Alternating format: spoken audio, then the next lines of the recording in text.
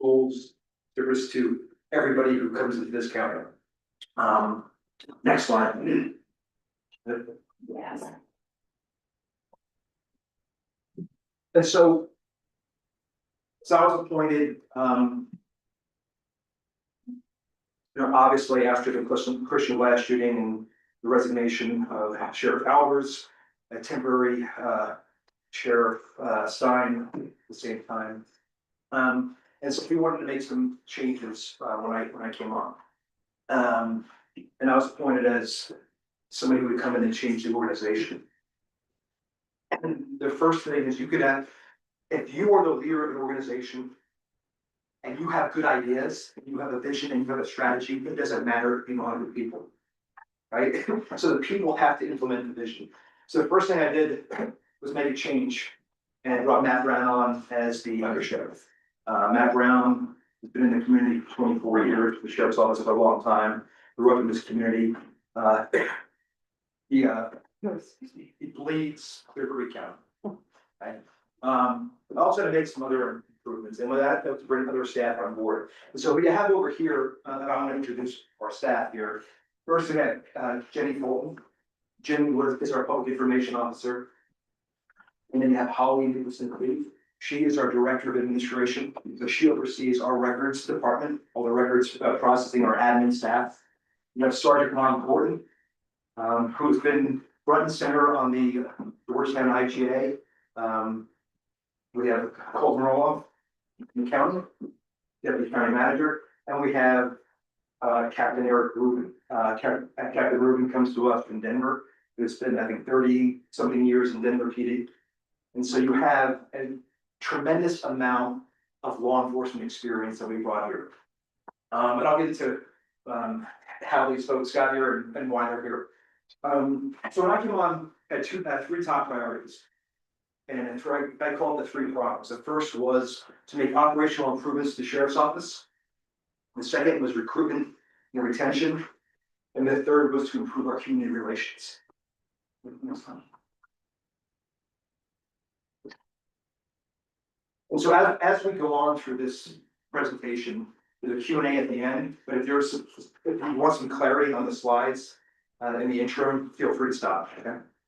And so one of the operational improvements we had was a policy implementation. We implemented 200 new policies in the last year and a half. And so what we realized was we have a very active state legislature in Colorado that's constantly having changing laws, and our policies and procedures didn't always comport to state law. Also, we had some old policies and procedures. We had some old outdated ways of doing business. Our policy manual and other agencies written in it. And so what I did was contract with Lexipol. Lexipol is a national organization.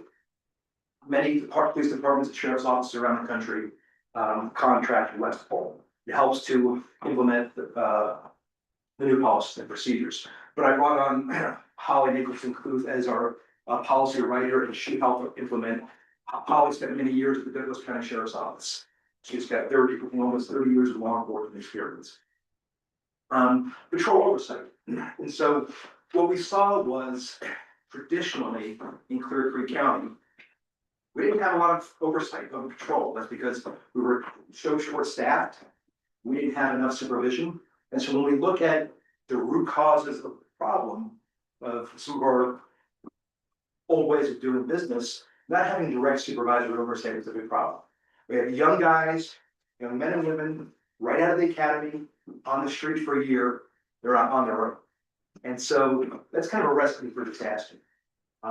It's a real problem in law enforcement just right now in all these jurisdictions, because we had a trend for many years where people didn't want to go into law enforcement anymore. And so we still have a problem here. We have a problem in Clear Creek County, and we have a problem everywhere. Denver has a problem. Well, we have a bigger problem here in the mountain communities because people go down the hill, they make $15,000 or $20,000 more, they get a much better pension than we're giving in Clear Creek County. So that's always going to be a problem, right? Because you go down the hill and you make a lot more money, and you have a much better retirement, you have a much better pension, right? So you end up being this endless cyclical hiring. Hire a person, you put them in the jail, you put them on the street, you do 1 or 2 years and they leave. right? And so my mindset is we need to build a culture where we have young, experienced people and we want to keep them in it today. But also, we want to be able to recruit other people. And I'll get to that the other slide. Not quite yet. So budget management. And so one of the things, the year before I got here, the sheriff's office at one period of time was 1.2 or $1.3 million over budget. I think it ended somewhere around $1 million over budget. Fiscal year 2014, calendar year 2014, we returned to the county almost $500,000. So that, a lot of that was salary savings. But a lot of that is looking at contracts and looking at old contracts and the old ways of doing business. And so my mindset was, I want you all to treat the county budget and your budget like you're balancing your own checkbook. That we all see that, we buy that subscription on Netflix or whatever, and then we'd be able to cancel it, and we just keep paying it, and keep paying it, and keep paying it, and paying it. And that was the way some of the old contracts were. Is that, well, this is the contract, this is the bill, let's pay it. So we scrubbed all of our old contracts. We also looked at the way we were doing vehicle maintenance. And so we moved forward with a different, with a vehicle leasing program. It was gonna save us tens of thousands of dollars, because our fleet was 10 years old.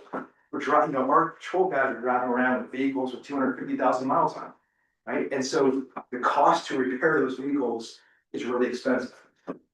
One of the really simple things that we did with budget management was change the way we gas. We put fuel in the vehicle. And so, County Road and Bridge, they charge us a certain rate. You go down the hill, you go to other gas stations, they're charging sometimes $1 more. So what we do is every month we look at fuel. We look at fuel costs. And we say, okay, this month you're gonna fuel up at our traditional gas station, and this month you're gonna fuel up in the county road and bridge. And so we save tens of thousands of dollars just in the way we fueled up our vehicles. And then we made process improvements and peer support and critical incident procedures. That's the way we would handle an officer involved shooting or giving support to our folks in the event something does happen. We also wanted to standardize training. That means make sure, this is not a presentation on Christian Glass, but this is a presentation on what the sheriff's office looked like a year and a half ago, what it looks like now, and what I expect it to look like moving forward, right? Short staff, inexperienced staff, a lot of overtime, right? What happens when you have no time to train? What happens when we don't train? It's, training is a muscle memory. So those skills become perishable. So we try to standardize our training. We've made, and we try to do a better job of training with the departments in the county as well. We've made competitive salary adjustments. And so, we gave a pretty good bump to our sworn deputy sheriffs. We realized that, in the pay range in the county, the average deputy was paid roughly 35% of their range. And so I can't believe we're not losing more folks, right? And so we worked with the Board of County Commissioners, we worked with the county manager and said, okay, we need to compensate our people better. And so we were able to change the ranges, and we're certainly a lot more competitive. And that just actually was signed by the Board of County Commissioners very recently. We're in the process of working on a defined retirement plan in progress. So it's FTPA. You all probably remember back in November, the ballot initiative. And it was because of the Tabor implications, we had to put it on the ballot. And it was 80% of the people in Clear Creek County voted and said, we believe the sheriff's office and those sworn in the sheriff's office should have a much better pension system. And so we're in the process of trying to develop the plan. We're having presentations and we're hoping, but it has to go before the Board of County Commissioners and they have to vote on that. That plan, FTPA, if signed and if implemented, will make other agencies and other officers draw to Clear Creek County. Because what we have, right, this is what we know. Denver and Arapahoe, in those counties, those guys, they're 4, 5, 6, 7, 10 calls deep, right? They know when they're done with this call, they're not queue of calls, right? And a lot of folks are sick and tired of that. they still have a fire in the belly, they still wanna work, they still are gonna be productive. You know, they said, I could take $10,000 or $15,000 less and go to Clear Creek County. What I can't take is having 15 years here in this FPPA retirement and lose it and not grow it any longer. So that's our plan. So try to change our retirement and bring folks on.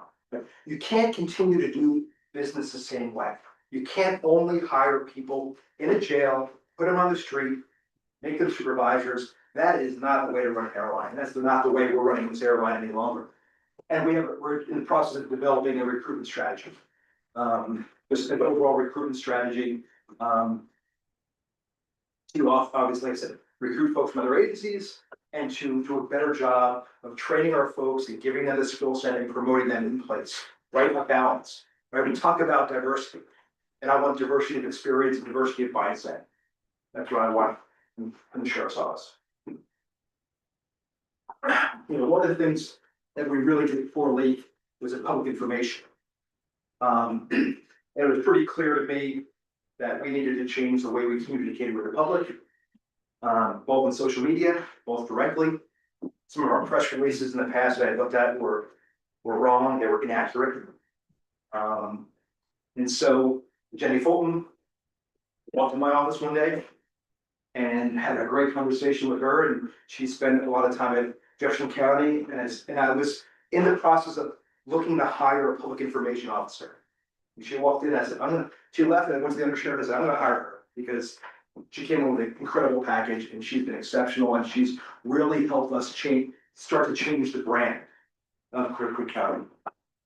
The other events that we've done, we've done a coffee, before Jenny got here, Seth Mark, our captain, and Seth grew up in the community.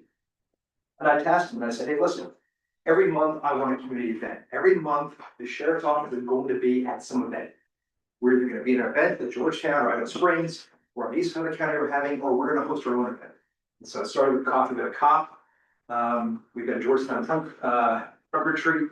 We've been participants in the Easter egg hunt. We did an off the cuff 2 months ago where we invited the entire community to ask any question that of the sheriff and the sheriff's office.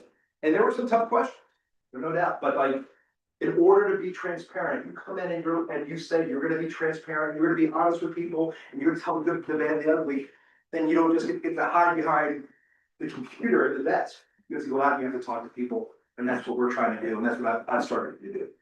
We've expanded our social media to X and Nextdoor and YouTube. I'm not sure if you all remember, a few months ago, we got a newsletter mailing that we did. We're gonna give you updates on what's going on in the community. We plan on doing that twice a year. And we have our school resource officer, and we're participating in crossing guard events, in the family breakfast, like the Easter egg stuffing, did lunch with the deputy. We did something recently where we transported one of the kids, I got a ride with the deputy to school. So and it was a fun thing with that. Too. It was cute. Really? It's not as nefarious as it sounds. Like this is Yeah. great wording. That's why I have Jenny, so she can. My words. Take that, fix it before we go.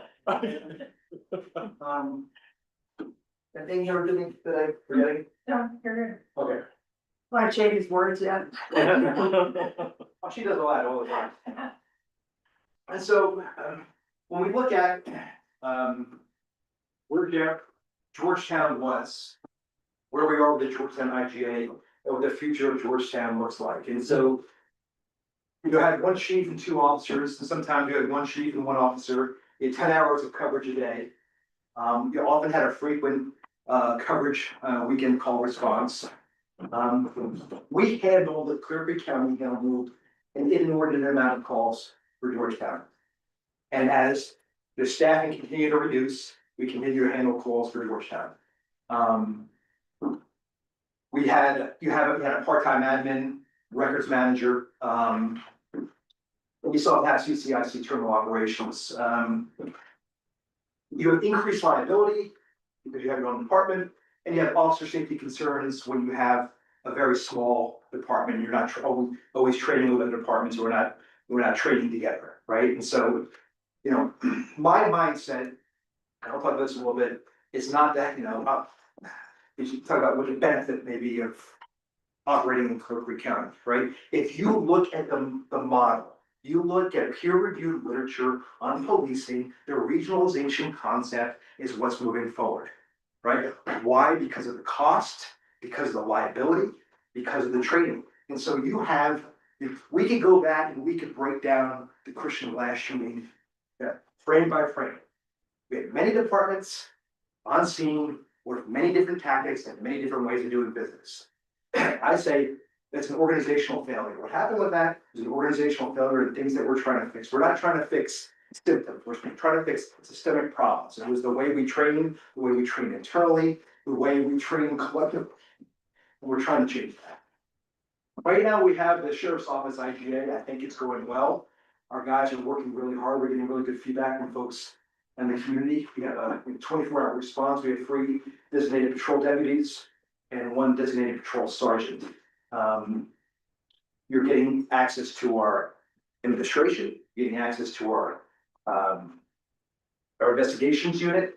And so I think it's going well, but it is not a long-term sustainable model, right? The IGA, I just saw we're going to extend it again here for a short period of time because it's running out. This model can't sustain. We can't continue to operate under the IGA model as we are because we're burning out our folks by just by not having a little bit more flexibility. And so if you look at the future Georgetown PD and what that could look like, you can look at the way it was in the past, or you can look at the way, let's say, Idaho Springs, right? Idaho Springs has 500 more residents than Georgetown.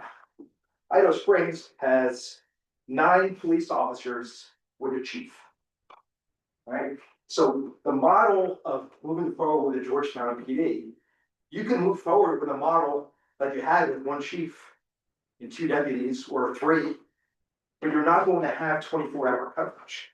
And it's not really in line with best practices in terms of your coverage with the amount of citizens that you have. And we'll talk about this a little bit later. We look at the daily numbers, and what we know is, every day of the week, more and more people come to Georgetown, right? Especially Friday, Saturday, Sunday, right? What does it look like? What does it look like on a Friday, Saturday, and Sunday in Georgetown when you have a police department that's possibly on call? Right? You have to have a full staffing when the majority of people are visiting this county. You can't, and so your recruiting, if you build your own police department, is going to have to show your officers are going to have to work Wednesday through Sunday. And so what we do know is you have a hard time recruiting. We all have a hard time recruiting. Denver has a hard time recruiting. But who wants to come in and work exclusively always on Wednesday through Sunday? I don't know. I think that's going to be a hard sell for y'all. You're responsible for call 24/7. We would respond as backup as availability allows and for after hours. But Georgetown is going to assume all liability, staffing, equipment, training needs, financial and regulatory responsibilities. So you're all on the task force. I know you all done your research. The model before wasn't working. If you're going back to the model you had, it wasn't working. I say that as somebody who says what I inherited in Clear Creek County wasn't working. Okay, policing in Clear Creek County hasn't generally been working. That's why Chief Busick was brought in a couple of years ago to help rebuild Idaho Springs PD. Right? Having one unified way of doing business, a singular way of training, having a singular command structure is the best practice in law enforcement. And that's just research shows that, and we know that. Anything else? Well, just to clarify, the middle column, Sheriff's Office IGA, that's the going forward. The 3 designated patrol deputies will be going forward. The sheriff will get into more detail about that. It's a little different than the current IGA where the 18 hours a day. So just to clarify that. That is good. So Georgetown, what do you think? This is what we know, from the about 3 month period ending in March. We had 289 call for service, 29 incidents, 17 citations, 5 arrests, 2 closed investigations. We spent a lot of time in the Christmas market. Then we had on average of 3 or 4 deputies on there, on the market. Then pond hockey, 436 hours of patrol and 258 hours of administration for a total of 694 hours. And so, yes, Can you clarify, like what would be an incident citation, I assume would be speeding, running a stop sign, what qualifies as an incident? a call for service where maybe there was a burglary or attempted entry. Okay, Yeah.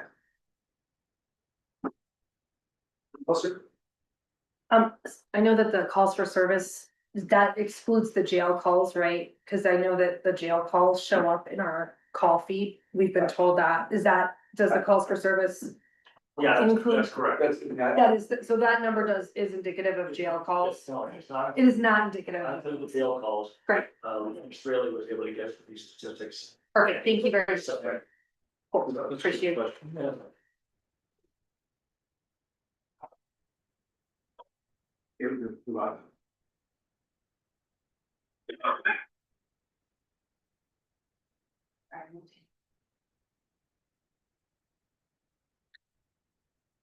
So what would be the benefits of having Clear Creek County move forward with a longer term contract with Georgetown? You have significantly reduced liability. The liability will fall almost exclusively on our staff, our office and the county. We're gonna immediately contracting with Clear Creek County Sheriff's Office. You're gonna save money in cost savings for staff, recruitment, testing, right? We bring somebody on, that's psychological, they have medical, they have training, there's the cost of the academy, right? There's the cost of the equipment, there's the upkeep of vehicles. So that's gonna be immediately absorbed into our budget.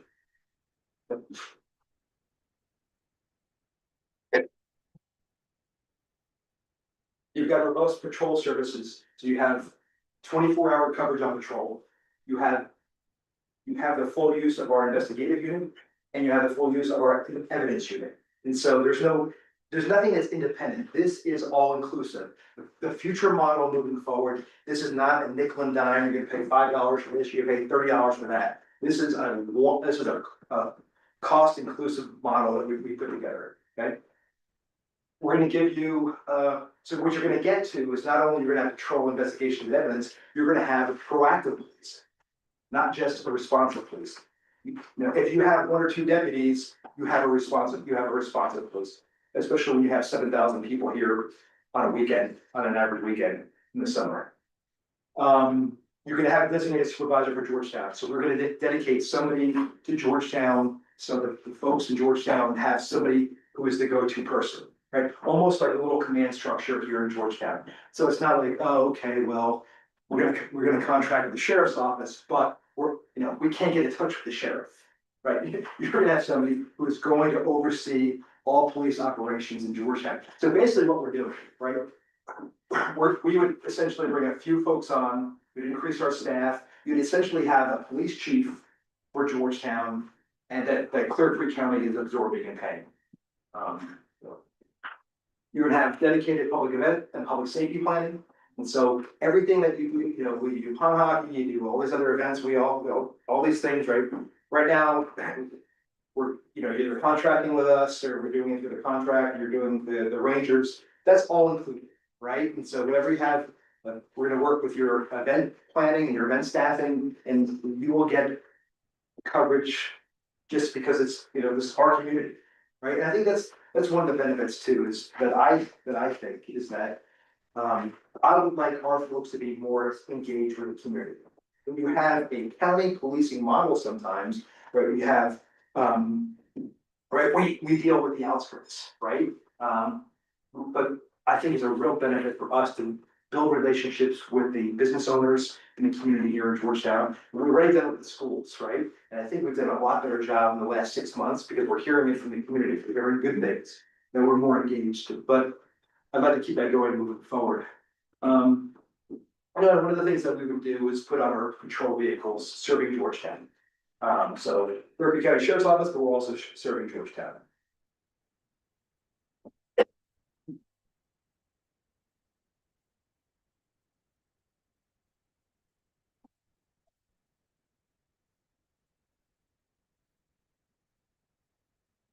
You're gonna get experienced law enforcement leadership. So we're bringing on more experienced people. You know, a model sometimes of having a first line supervisor that only has a couple of years on the job, or is captain or a lieutenant that only has a couple of years on the job. That's not what we're doing. We're bringing on experienced people from other agencies. And you're gonna have experienced law enforcement leadership. You have additional patrol staffing that are gonna have designated assignments. And so what we're gonna do is, you know, we're gonna break the county into three. We're gonna have a western region, an eastern region, and a central region. And so the western region of the county would be responsible all for Georgetown. I think you're gonna have a better return on investment on your investigations, because you're gonna have, you know, we have three folks in investigations, one's a sergeant. And so we've rebuilt our entire investigation division. And we brought on a detective from Golden who has almost 20 years of experience, at least half that time doing investigations. So that's also what you're getting. And you're gonna get a county HR and finance assistant. So the county, all the HR, right? HR stuff is cumbersome, it's long, it's laborious, it takes a long time. So all that burden is gonna be put on the sheriff's office. There's no burden on Georgetown.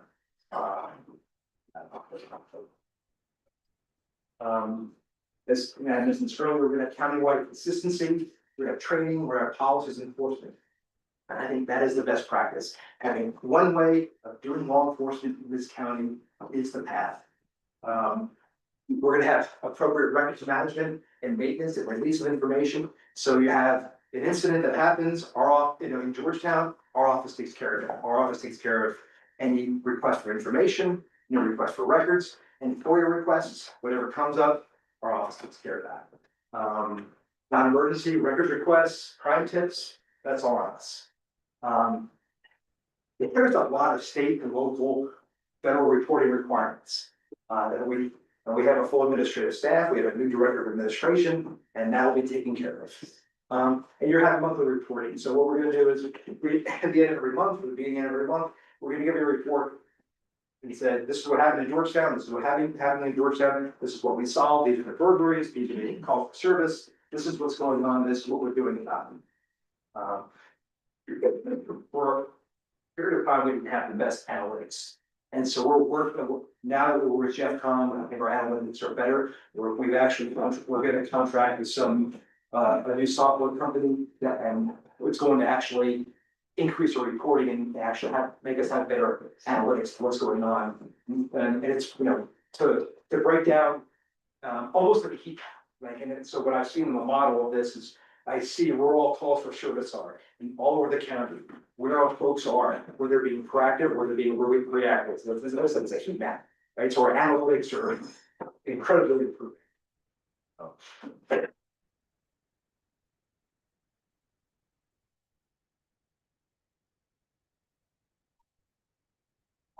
And so I'm gonna kick this to Colton, because if that's okay, because I don't wanna mess this up with my words. Okay, so what we've kind of got is like South, this is the first attempt to kind of put together a cost, like the sheriff said, the 18 hours a week is not the model that we want to keep going forward, we want to go to dedicated patrol deputies.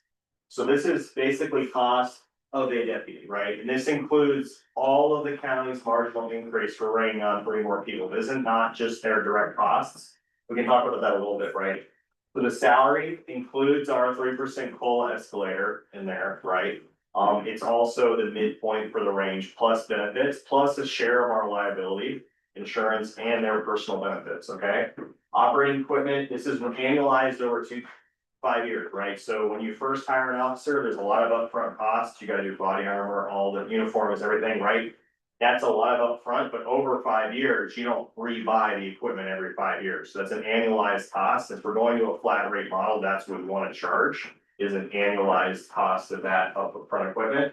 Same thing with vehicles. Vehicles includes fuel, maintenance, liability insurance, all the associated expenses that goes with operating a vehicle. That's annualized over 5 years, right? There might be more 1 year, less other years. Training, includes academy costs, so if we're bringing on dedicated Georgetown, deputies, they need to go to an academy, they need to have training that's annualized over 5 years as well. So again, the first year would be more expensive, but that would be absorbed into the flat rate going over a certain amount of time. Records, staff, so what we found for the first quarter of the IGA was that about 15% of the patrol hours resulted in an hour of cost to a records tech for records management, right? So every deputy over the course of a year will incur about $18,000 worth of records cost. That's all the administration that goes with documenting, like he's spoken of. It's becoming a very burdensome process to do it correctly with all the state and federal rules. So that's coming off of directly the cost that was incurred during the IGA, annualized over an entire year per deputy.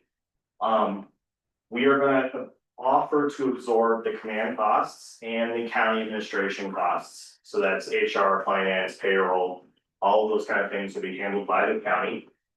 And so that totals to be $211,000 per deputy per year. So if there's 3 deputies, that's $633,000. Yeah, quick question, so that was my one where the sergeant's cost was, and then, so that gets us 120 hours a week if they each work 4 10s.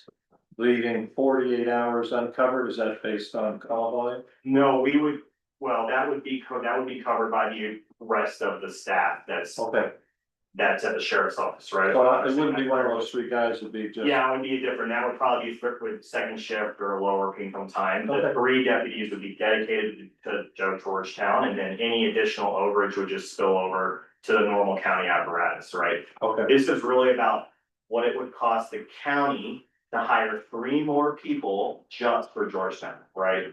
Does that make sense? cause on your suggestion, we need 5 FTEs plus a police chief. You're gonna be able to do it with. We'll do that because 3 plus the a sheriff's sergeant, already here, right? Cause you have that backup. Yeah, exactly. We Okay. already have the staff and we already have the apparatus in place, right? So that would just be part of the sheriff's office service, right? Yeah. That makes sense, right? That's the right. That makes sense. Right, so you're having, you know, and then if you have an incident on this side of the county, and we have 2 other deputies on the other side, you're gonna have a full response, Yeah, right? which makes sense, cause like, you know, you can always speed between 2:30 and 6:30 for the switch on for the group. That's your golden zone for speeding, so we know when there's less. Right. Okay. Mac is in the Zoom. So great, thank you. I had one question on school resource officer, I did not, did we really have much coverage this spring? I did not have, I'm only there part The time, end of the about 8 year. to 10 hours a week. Post the IGA, getting, you know, solidified, I would say. You could probably attest to this too, like roughly February, March. I think we were seeing increase, SRO at Georgetown, like coming in for like not. Fun things, you know, being up for crossing guard, Right. coming in for morning meetings and stuff No, like we that. we actually for SRO, right, to be more responsive in other parts of the county, other than, right, He's got a really big job, well, right, and the need really is in high school, yeah. right? But it doesn't mean, Yeah, but it doesn't mean that we should not be more responsive in other parts of the county as well. I also know that when there was the need for a direct contact with SRO, that there was appropriate response. Yeah. okay. Where are you with your staffing now? We're pretty close. Well, we just hired another one, so where are we at patrolling now? We've got 2 openings right now, 2 openings? but we've got 3 people in the process, Okay, so. and so what we're getting, Process of the The hiring, recruiting, hiring, testing. the hiring process, we got 2 people that are scheduled to start the academy in August.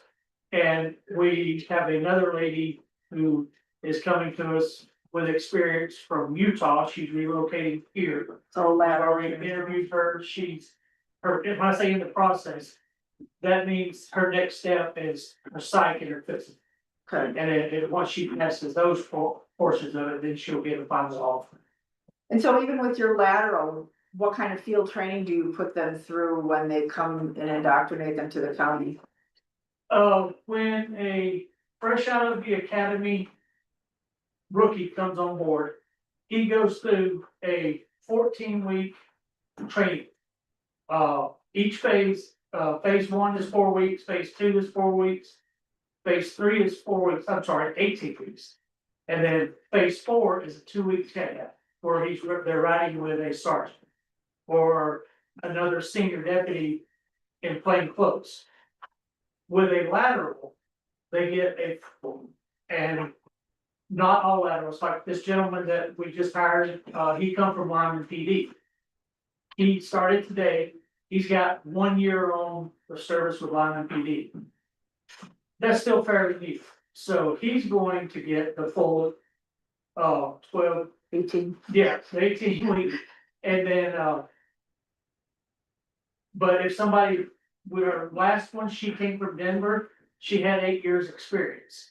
They go through a full, phase 1 is 4 weeks. And phase 1 is basically learning the county, learning the cities, learning the different areas that we respond to. Then they'll do a full 4 weeks phase 1, then based on their performance, it can be reduced down to 2-week phases.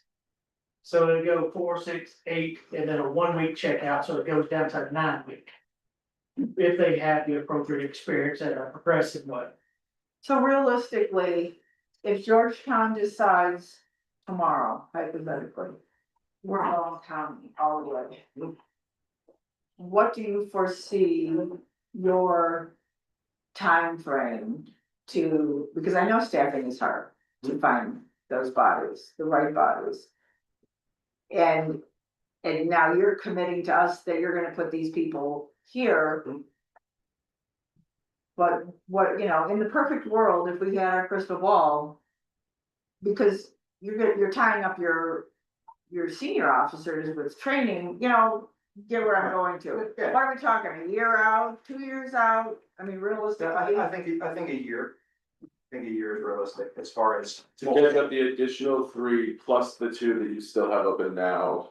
Yeah. To get to that full. Yeah, stack. because the number of our applications are increasing, and so, we're getting applicants who say, why do you wanna come to Clear Creek County?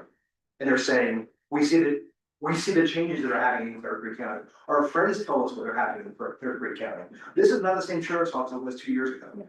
And, right, and so we could, the naysayers will say, well, the sheriff's did this, and the sheriff's did that, and the sheriff, but, I came here with an obligation to change, and that does not necessarily mean change policing for the county, but overall in the entire county, the way we do business in the county. What we did in the sheriff's office and in Georgetown in the past was not working. We cannot go back to the past. Doesn't mean you don't need to go with us. What it's meaning, you can't go back to the old model. It cannot go back. We can't go back to the old model. So when you're assigning a deputy to the west side of the county. Yes. And granted, we're making the assumption that Georgetown has the majority of that, if we're all signed on and we're That's gonna right. go with this. Right? But realistically, that deputy, sorry, wrong window, that deputy is gonna be called off to go to Plume, to Bakerville, to something else. And then. And not even in a backup mutual aid kind of situation, and then Georgetown, when we're expecting law enforcement services here in our community, we're not gonna have that guy. Well, I think there'll be rare instances where there's a huge incident somewhere else in the county where something happens here, we couldn't respond. I don't see that happening. But it's not gonna be the I was Georgetown. gonna say, I'm pretty sure that they No, would. but our guys were always out of town, and that's just, so here you could have a flex model where the Georgetown deputy is closest to Loveland, he goes to Loveland, we backfill from somewhere else in the county. That's right. So, So I know you're gonna be covering, I'm not denying that and taking that away, but if the community is expecting the serving Georgetown car to show up. Right? Let's just play along. Mhm. And that guy's in Plume. Or something happened up in Bakerville, you know, and he's the closest to go, so he's gonna go. Then we don't have that coverage here for the 3 or 4 hours, let's just say. I don't think that's, right, I don't think that's, I don't think that's realistic. No, I think that's very realistic. When you start talking weather situations or you've got something tied up, you know, just on the county road or whatever, we're not But gonna if have an you look at officer there. you look at your past coverage, you didn't have that. I don't doubt that. And so what I'm saying is, what we're not going to do moving forward is continue with the old model. Because what happened is, you didn't have enough coverage, your guys are out of town, your guys are on vacation, they're on call, and my guys could continue to cover this county day in and day out for years. I know And that. that can't happen. And I appreciate that, and we thank you for that, but the expectation from the general public Right? is that you've got officers here. You will have 24-hour coverage, but there are times But there's a where, difference. where I know what you're saying, right? Is there somebody who's gonna sit in Georgetown for 24 hours a day, 7 days a week? No. But we haven't had that. in a while. I think that's an important question, though. Mary's posting an important perception of the community. Right. But I think that it is important to acknowledge that, let's say that there is a police department in Georgetown with 5 officers and they're patrolling on shifts. They're going to Plume on that call. Whether it's Yeah, ours or whether it's They're yours. gonna get the call and they're gonna go, whether it's, It's for mutual aid. of course, Yeah. and that has been what has happened in the past. I mean, we've internally looked at the call volumes in the past. And there have not been scheduled shifts on weekends. It's been an on-call situation. But when there was a call in Idaho Springs, our chief was in Idaho Springs. There was nobody in Georgetown. So. Which is everybody's bank robbery plan if you have one. Wait for the big call and you rob the bank. But it's still, Make that call and then you hit, that's what I was doing. it's an important question to answer, It is. because regardless of the model, that is the reality, right? When there is an important call in a different community, whether it's the county, whether it's Georgetown's PD, whether it's somebody else, they're going to that important call. Right. I Yeah, know that's true, right? But the inverse is also true. sure. So when you say the west side of the county, where's your line? Where- Empire? Where were you guys drawing it? No, so we haven't set the boundaries yet, just general. Give me a gray line. What discussion was, Blue line. the county has always been broken up into, areas. Mhm. You have area 20, which is Evergreen West from, all the way from Brook Forest. Okay. All the way to the Twin Tunnels, right there, Okay. 243. Everything west of the Twin Tunnels was area 21. Okay. That goes all the way up 103, all the way up, St. Mary's. And then at the 238 is area 22. And that's everything from Fall River Road west. That's Dumont, Lawson, Georgetown, Silver Plume, Bakerville, Baton. That was the general idea when we first started talking about this. We could break it up in areas. We can make the boundaries wherever we decide. We haven't decided, okay, these are going to be the boundaries. This is just a proposal. Okay. Area 22, which is Georgetown, can start at Downeyville or start at Lawson or start at Empire. We can move these boundaries and make these boundaries whatever we decide on as collectively as a So group. even if you stick with those same 3 areas, just for the conversation, what you're saying is this, when we sign on with you, what that's enabling you to do, in addition to the officers, the deputies that you already need to hire to cover what you've got now, regardless of Georgetown. Those 3 additional deputies are going to be, you might be able to double up in one of those areas and most likely maybe, I mean, I don't know what your staffing is exactly, but you're providing, you might have some overlap. Yes? Yeah, you can have some overlap. Like, The plan is to have a designated deputy for area 20, a designated deputy for area 21, a designated deputy for area 22. Based off the calls, if it's a cold theft report, where I need to respond to your house and you tell me, yeah, I don't know, this went missing on this day, that's a quick, easy thing. But if it's a felony stop, you're gonna get every deputy that's in the county is coming to that felony stop. So on any given day, are you gonna have 20, 21, and 22 covered by your regular deputies? And then 22 is gonna have an extra deputy because Georgetown is paying for Georgetown's service. Right. You got 22A? 22, no, we don't have that. I know you don't have that now, but what I'm saying is if Georgetown signs up with the county, that's gonna be what the community's expectation is going to be, is that we've got these dedicated deputy for whatever given hours. I know you're gonna respond 24/7. I get that. I appreciate that. I'm not trying to beat you up, but I'm beating you up. Are we gonna have that 22 and a half guy that's sitting and doing Georgetown calls? My personal opinion, correct me if I'm wrong, sir, but no. Because, like this gentleman just said, whenever, it's never been that way, it can't be that way, because when we have the bad calls in area 20, Everybody goes. 21. I know.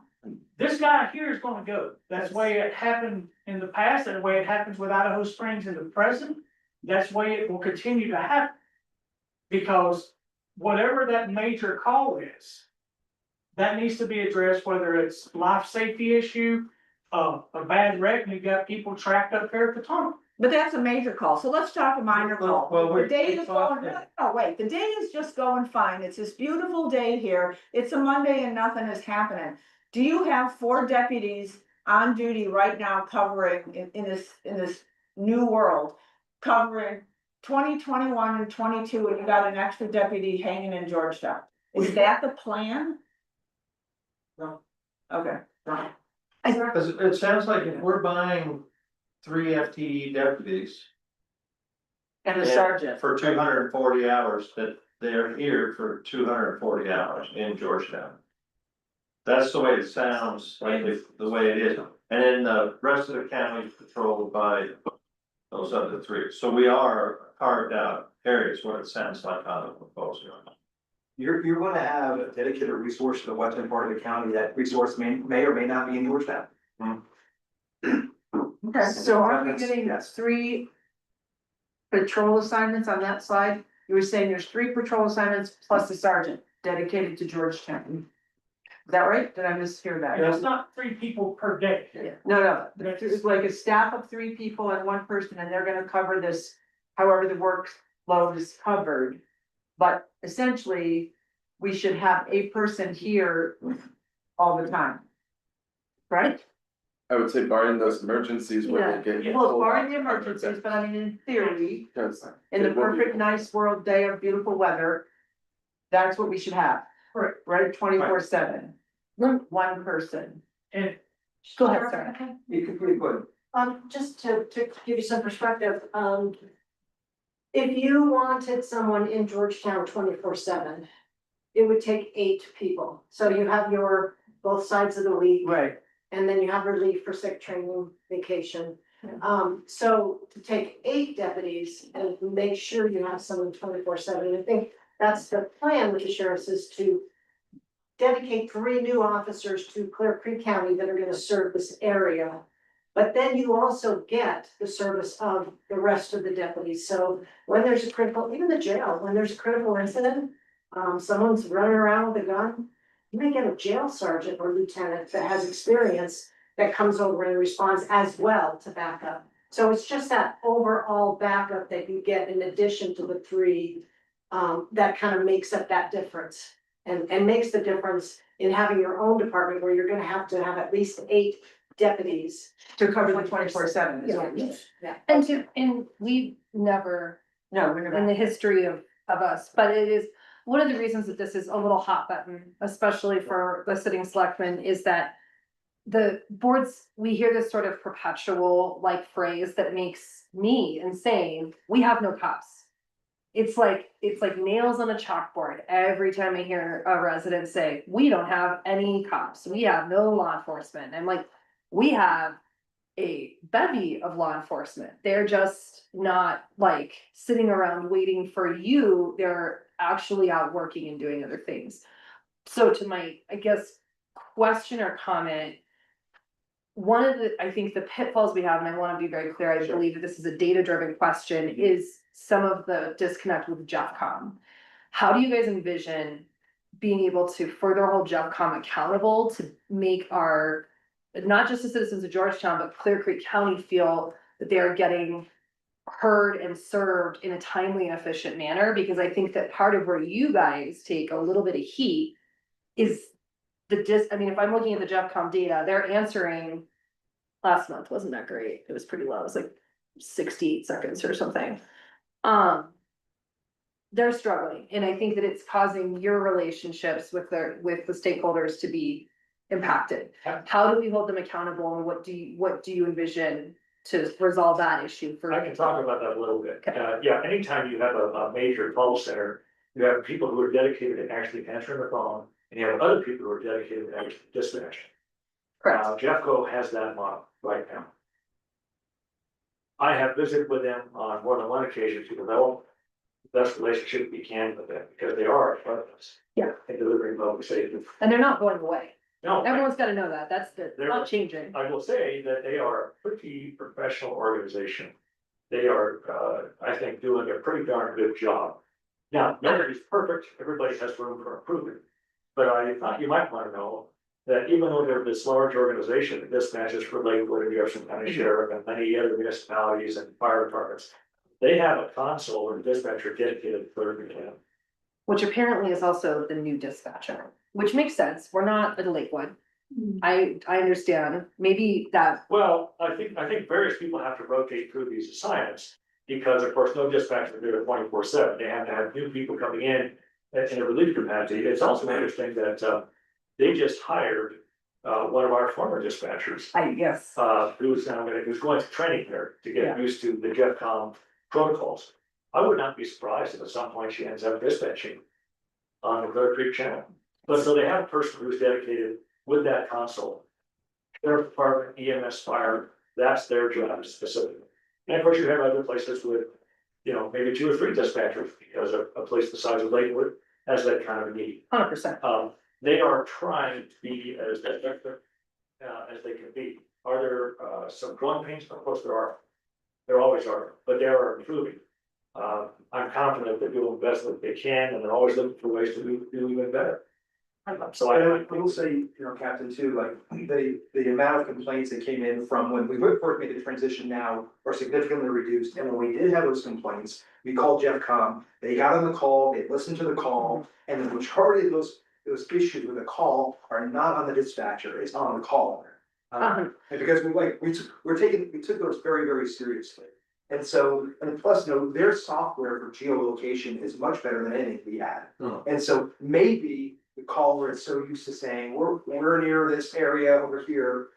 But the geolocation software that JeffCom uses knows, okay, this person is over here. It's much better than what we had. I don't disagree with that, but I mean, just in their own reporting, they were 51.4% of their priority 1 and 2s answered within 60 seconds was their A phone number. So 49% of their priority 1 and 2s went past 60 seconds before being answered. And then I don't know if there's a lag for you guys in, if it's depending on the emergency, if it's going to Ellie or if it's going to fire, because it's my understanding that those are 2 separate consoles or dispatchers. I could be mistaken on that. But Clear Creek, I believe, dispatches both with the. So the singular same dispatchers, console. okay, Now, some of the larger agencies, they may have separate fire dispatching and separate law enforcement. Something else, I've noticed, and whatever this is worth, it's a little hack that seems to work for me. But when I call the non-emergency number there, what are the experiences you get? You get the voice recording, the prompt that says press 1 for, press 2 for, and then they say, what do you want to do? I called them, I think, earlier today, and I just said live agent. And Yeah. it transferred me to a live person. Are they fully staffed? As far as I know, they're probably this Or close close to it, staff. okay. Which Because I know actually, you guys have no control over that, you know. we don't, but the fact that they are so close to equally staffed, Yeah. I'm pretty impressed. Oh, yeah. I can assure you, where I came from, 34% sometimes of reduced staffing. I mean, it was just a madhouse. And so whatever Jeff Tom was doing, they are attracting people to work there. So what can our expectation be when we signed on with the IGA so that you could give us coverage that we still desperately needed? And obviously our sites were, you know, we want to hear criminal activity, that's the focus, you know. We're not worried about code enforcement, we're not worried necessarily about traffic, you know, proactive traffic. How is that going to shift? You know, what's our expectation, or is it all gonna be on as a call for service for a parking complaint or, you know, code call, or the guy setting up and doing some speed enforcement on Argentine, where typically our Georgetown officer would be over there watching for, you know, speeding vehicles and enforcing it. What will, how will you approach that with? When it's like, kind of, Yeah, and my expectation is, they're gonna treat it like a proactive, dedicated, community, policing officer. I believe they will be out there, if they're looking and they're in your town. My expectation is, yeah, they'll have the radio calls like any officer would. But if they don't have a call, they've got other things they can be doing. It can be proactive, it could be extra patrol areas, it can be traffic enforcement. If you have a particular problem and they're made aware of it, they'll address that. They're not just gonna be, you know, leaving the town just to go do other things. If the priority at this point is handling your radio calls and your issue. Now, that's not to say that from time to time, with a serious enough call, they would need to go cover someone else. Sure. But that was happening, I believe, with Georgetown. I believe Georgetown officers probably left the town. Time to time, they're working on the same channel. They hear something particularly serious and they think, I can go there and be of assistance, and they would go. So that same thing probably was already happening. Something else, Sheriff and I and the undersheriff would discuss, I can't speak for them, but certainly, you know, we can look at the option of, you know, prioritizing calls. We fully expect deputies assigned to Georgetown are gonna have to leave from time to time if there's a serious enough incident. Likewise, deputies on patrolling in unappropriate areas are gonna come into Georgetown if they think it's serious enough and they need assistance. You get that for this as well. But we can look at the possibility of, and I'm not promising anything, the possibility of, hey, if a call on some portion of the county is pending, it needs deputy to respond.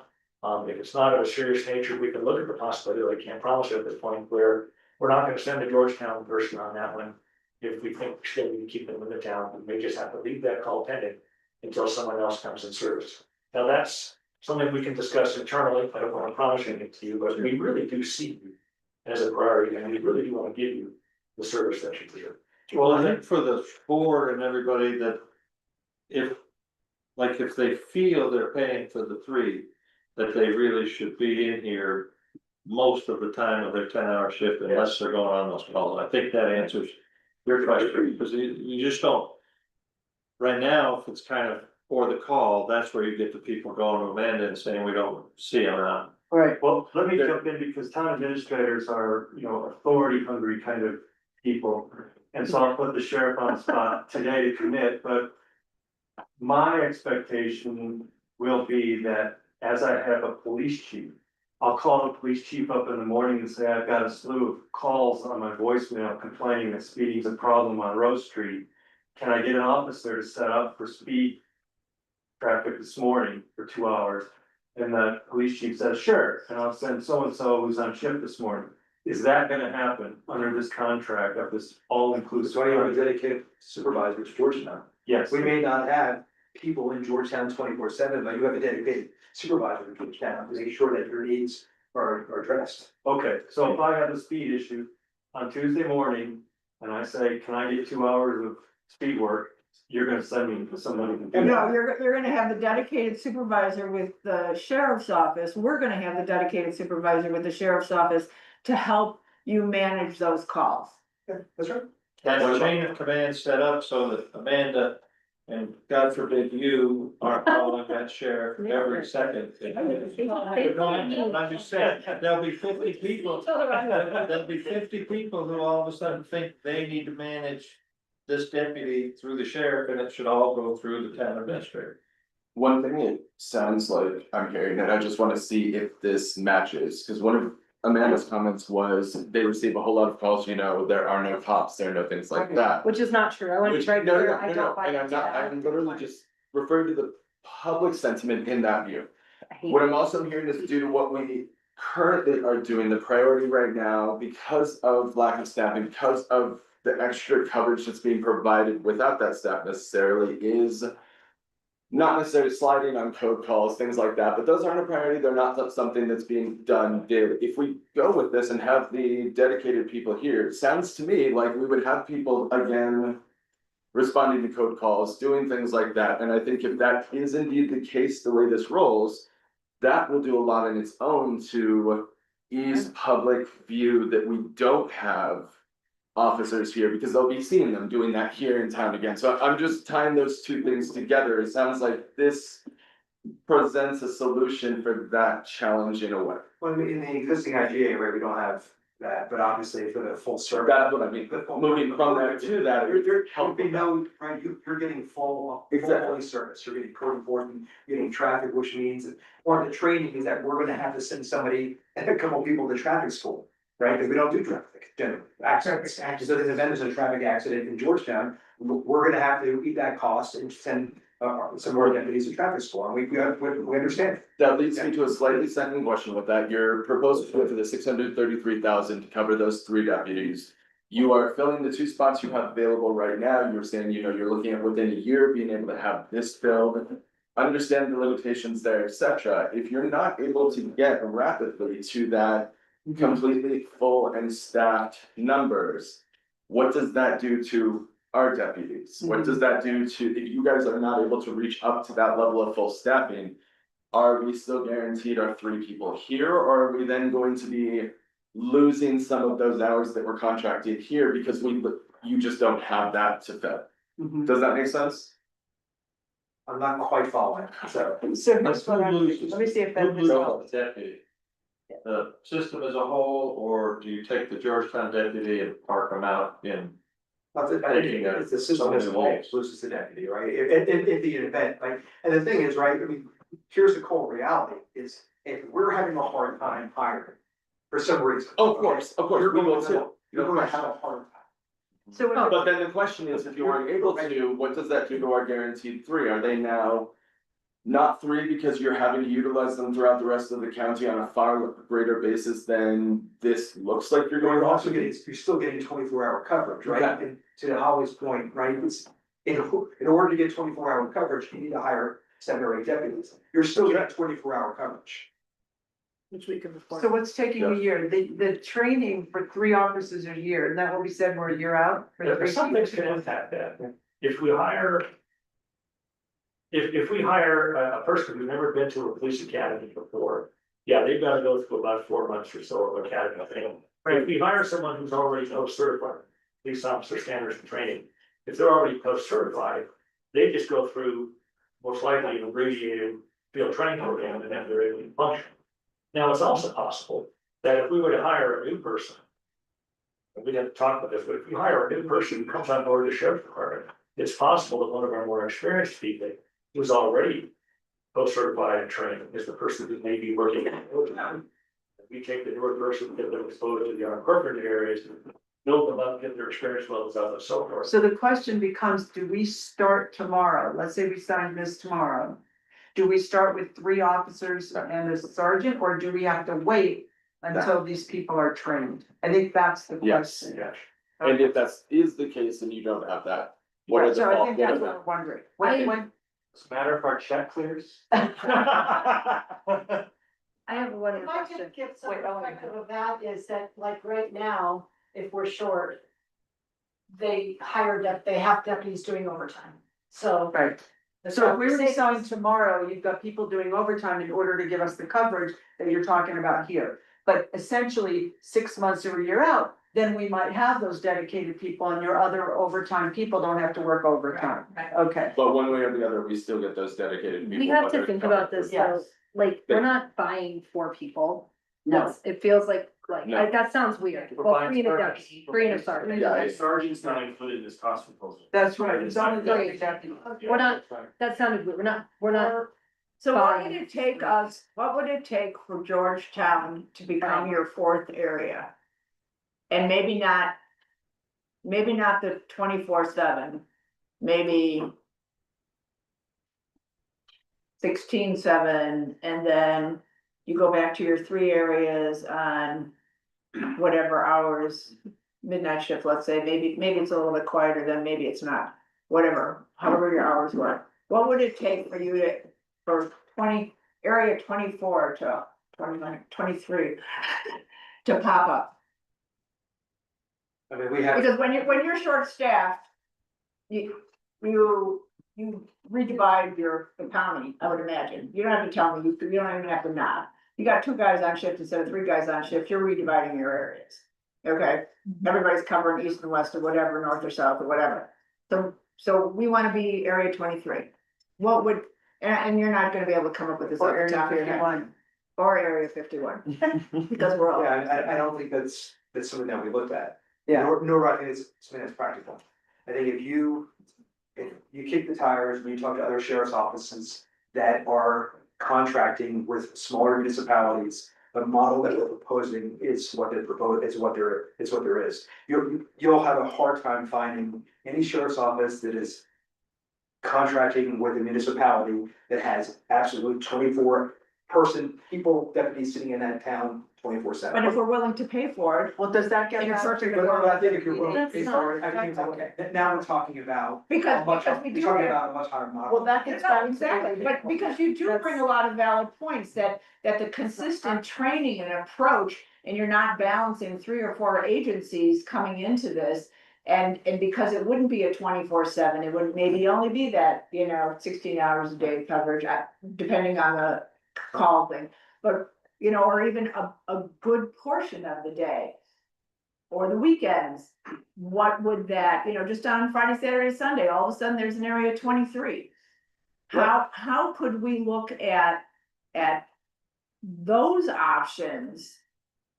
And, and yeah, it's gonna cost us, But but I think what you're getting is an area 23, essentially when you have the Christmas market, when you have Hanukkah, you have all these events, then the sergeant and the captains have that authority to sweep resources into the county. That's what they're gonna do. They're gonna say, this is how many I have on duty, this is what's going on in the county, this is where the resources are going to be, because we have these events that are going on in Georgetown. So that's kind of what. in a sense, but I think those events end up being our summer Right. kind of thing. And so what, for you to be able to provide the staffing and for us to receive the services for what the community might be expecting. I mean, this is a shift, this is a change that the community needs to accept. We can all say, hey, this is great, 24/7, all we want is when we pick up that phone or when, you're driving by and you see shit going down, you're there. Right, but I think what the community needs to understand is that for many, many years. Policing has been on the backs of Clear Creek County and Georgetown. That's the reality. Is that we continue to handle calls in Georgetown for your folks that are not on. I mean, to have a police department that doesn't operate 24/7, and you have, when you, if you go to the next slide. All right,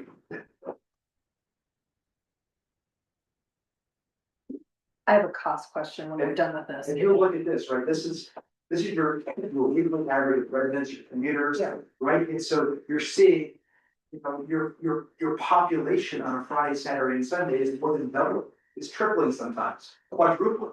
And so how can you run a police department when the majority of the people visit your county, come on the weekends, and you have no active police department?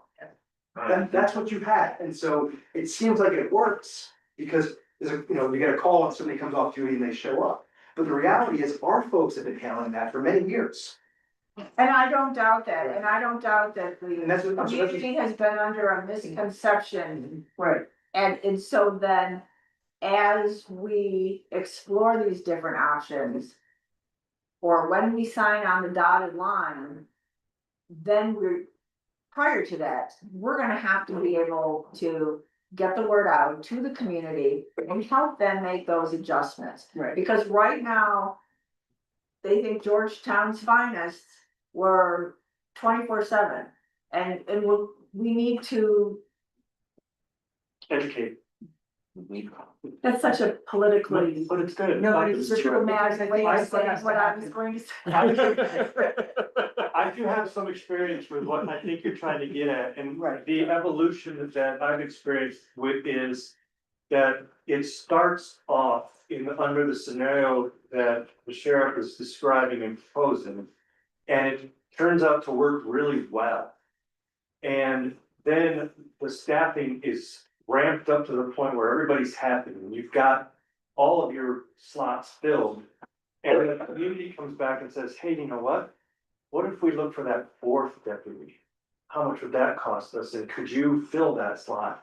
And the county says, yeah, we could. You know why? Because we've got 3 candidates in the academy now. And we're gonna run them through some training. We could put a 4th one on the line in 6 months. Here's the additional cost we'll add to your contract. And we bring a 4th one on. And we say, we're gonna schedule them here during Friday, Saturday, and Sunday. And instead of just saying we're gonna be area 23, we're still area 22, but now instead of 3, we're 4 deputies that we're bringing forward. So it's kind of like what you're trying to get at, I think, Mary, in terms of resources that you're dedicating to your community. But you're not creating something brand new that the county then has to wrestle with a different way of scheduling or managing. Does that make sense? Yeah, and the sheriff made a pretty valid point here. In terms of recruiting and hiring. You know, we're on the way up right now. We are professionalizing and building up our reputation. And frankly, the opportunities here are greater and more diverse than they would be for a Georgetown police department. So I would anticipate that we're gonna have more options here. People are gonna be applying here more frequently. And thereby giving us the opportunity, to be in a better position to hire when requests like that come out. There's something else to think about. I heard this earlier in this meeting. I think somebody was under the impression that when we have an officer or deputy in training, that they're not out there handling calls, which is not the case. In fact, when somebody is in field training, the training officer or the training deputy is handling calls, and the trainee is with them, learning how to do it. They also serve, once they get a little time under their belt, maybe it's a month and a half or 2 months into their training, they very well may be pretty effective backup. They may not know everything, but now you've essentially got a 2 deputy car who has that cover built in wherever they go. So there's some advantage to that, even though they are still in training. Now, eventually they'll get out on their own and then they'll have to respond to the same location. But there just are a lot of advantages. I just think that, I'm gonna tell you something here, for whatever it's worth. I was attracted to this job because of what the sheriff and the undersheriff were trying to accomplish. I didn't have to have this job. I had a pension. But I wanted to contribute. And when this opportunity came up and I saw what they were doing, I was impressed. I wanted to come here because he wants to make this the absolute best place it can be. And he's already got quite the head start. I have a question. Sorry, this is a little bit of a Sure. shift. As far as like municipal fines and court costs, so you guys, you're looking at 633,000. Georgetown is, 570,000 budgeted for police services, and then another 31,000 for municipal court costs. So if you currently in the IGA, if you guys write a ticket, from a deputy, it's going to county court. We have not convened municipal court. What would you anticipate happens there? So would we need to look at keeping municipal court, or would we lose municipal court and go straight to county court? Yeah, I can tell it. You know, I think the contract review, the part of the contract includes that our deputy sheriff can enforce your town ordinances. Then we could conceivably issue citations and so forth that were addressed in your town court. Now, there's gonna be some cases where it's of a serious enough nature, where there's probably gonna have to be a state statute enforcement. Perhaps those would go to the county court, but I think 100%. if there's a certain expectation at a level, generally speaking, municipal ordinances mirror state statute in many cases, particularly for lower violations. And if that's how you wanted to set up, I think that could be accomplished. I think county attorney needs to get involved in that, but I don't think that's unrealistic for our people. In addition to that, we have community enforcement officers. You see them around in the trucks. They have animal control code enforcement issues. If they had the authority to enforce town ordinances, if you had issues pop up, seems to me that they could come in and address those. There could be some advantages though for us to work it the other way, not have any municipal court. That's what I'm saying. That's from the cost. Yeah. So, cause if I'm looking at their stuff, We can get rid of that. And save the officers too, because why should they be chasing the municipal court to Georgetown on a case and then? yeah, Right. I'm not Well, the advocating county, for yeah, no, I the think we should nuance of clarity municipal. We have, we'd have Um, to weigh that. yeah. Weigh that. But we don't generate a lot of revenue No. Yeah. in He's municipal. not looking at that to generate revenue, okay? They're not out there doing this for that purpose, so that's just, Not, what I'm trying to get, like, who used to get the money when the Georgetown cops stopped somebody on I-70, who made that money? I couldn't tell you, that was ahead of my time.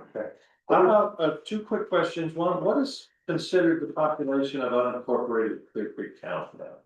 What is yours? Unincorporated is about 2/3 of the population. 2/3, wow, okay, that's. Depends, I mean, it depends a lot, so so what is our 1200 county is population? Georgetown. 1800 is, I think it's about 60-something% is unincorporated. And that primarily is on the east side of the county. Okay, So a third of the unincorporated, the total county population is on the east side, in the unincorporated east so side. what's the total population around? 9,200. 9,000, okay, so there's Georgetown, Idaho Springs, Empire, really. with the three. Yeah, which I think is 400, so you're looking at, I think it's like 4,000 around as in municipalities and the rest is unincorporated, something like that. And it fluctuates. Then my other question, since you, what's our cost? I know that the data for the Axon taser system, you guys have seats at the Axon table, is that how you manage that data? Cause they sell the whole package where you buy the tasers for cameras and then they. Oh, manage you're talking about the the providers? For the Axon body Yeah, camera, body cameras, we have a contract with them. Yeah. that's what, yeah, they Yeah. call it a seat at their table, huh? Yeah. Is that covered, is it expensive? That's covered in some of your equipment and the equipment line item that's on there is the marginal cost for the Axon equipment. Yes, the package is brilliant. Which, I know, buy the whole thing and then you can get the newer models. Yeah, we're looking to get. So when they first started talking about it, they called it, we wanna sell seats at the table, because a department like ours, all of a sudden, you can't get 6 deputies, 24, all the camera stuff, you can't manage the data, and that's where they're making their money on the data management thing. Data retention is very expensive. I mean, that's where they can actually the bottom of camera, you know, for a minimal amount of money, because they know you're gonna have to store that data. Yeah, You know, for ability, in case of so, if it's, yeah. when they changed the name of the stock from Taser to Axon, it was brilliant. Before we, before we put it for the day, I want to circle back one last time to the time to bring on new deputies. The comparison we did not make, I think, would be how that might compare to starting your own department and how that would compare to ramping up hiring brand new officers here in Georgetown. And you may not have that answer, may not want to offer up any information on that, but if tomorrow we walked out and we posted, hey, we're looking for new officers here in Georgetown, what's a ballpark for a hiring process, backgrounds, all that kind of stuff, and then bringing them on and do the proper training to get them out on the street on their own? What if honor? Yeah, answer that, because you can deal with that mostly. Alright, so from start to the finish, I would say, I gave you the numbers for the training itself. You looking, depending on where they're coming from, and all that, and like when we request a deputy's background, say he's coming from another agency, we request his file. Sometimes they're, here you go, it's emailed to you, you got it on the spot. sometimes it's an open records request and it can take weeks to even get that file. So I would say you get 4 to 6 weeks would be a good number for saying, you know, from the time they're applying to the time they're officially hired, depending on certain things. And then you add that on top of your FTO. So you could look at up to 20 weeks, maybe a little more. But here's one thing to also consider. Say you guys bring on a chief, and then you're gonna bring on your, other personnel. Who are you gonna get to train them? You're gonna have to be looking for experienced people that can already be a cop. They have to be taught. It's gonna be Mary and Amanda. Mary, I'm FTO certified. And I have a dedicated crew right now of FTOs that we do all the training. All my deputies on the street talk the same way. In all your free. And so that's something else to consider. If you bring on one chief, is this chief gonna have to go through the same amount of time Yeah. to get that individual through FTO plus his chief duties? And then, okay, they recommend, before you're even an FTO, 3 to 5 years experience before you could go to FTO school. Alright, so you get to wait 3 to 5 years before your new guy can go to FTO school, or are you hiring guys with 3 to 5 years experience? Thank you. I mean, I think that is a very critical piece of information. Because it's not just looking at the county in a vacuum, right? It's looking at the county in relationship to what are the other options in terms of finding professionals that can come in and police. If I could add something too, right? It's gonna have to be finding the right person who wants that chief of police title, but is also a working deputy, right? And so in a small department, you might have that, and that model might not work. It might not work on the administration, like, we're gonna handle the entire administration piece of it, right? And so I think part of the issue is, in the past, is that your chief was also a deputy and answering calls and administrative paperwork that getting handled. And we see some of that on the backside with the evidence and stuff that we're handling with the reporting and stuff like that. So you're really gonna have to find the right person, somebody who is, and so if you're gonna find a working chief, you're probably gonna find somebody who's got experience on the road, but maybe not a really good administrator. And so the entire administrative package that you're gonna get from us is gonna be included. And I think that's important, because what you don't want is to go down this road and go back in a year and a half or 2 years, it's the same thing. You know, I'll say this, I don't have much incentive to do this, which I think. Oh, boy. Price is going up. The reason that we did the proposal, we believe that there should be one way of policing and doing business in this county. That we should all train the same, that we should have the same way of doing business, we have the same chain of command, and that policing gets better in the county as a whole. That is the only reason. I'm like Captain Rubin, I have a pension, right? Right, I came here to try to fix a problem, and I'm dedicated to trying to fix that problem. And if y'all, this is not the way you wanna go, that's okay. I mean, I'm not gonna be offended, you wanna go the other way, but I do know how it's been historically has not worked. The sheriff's office hasn't worked historically in the way it needs to work, and the Georgetown PD hasn't worked. So if we can work together collectively, I think that's a better way of moving forward for the entire community.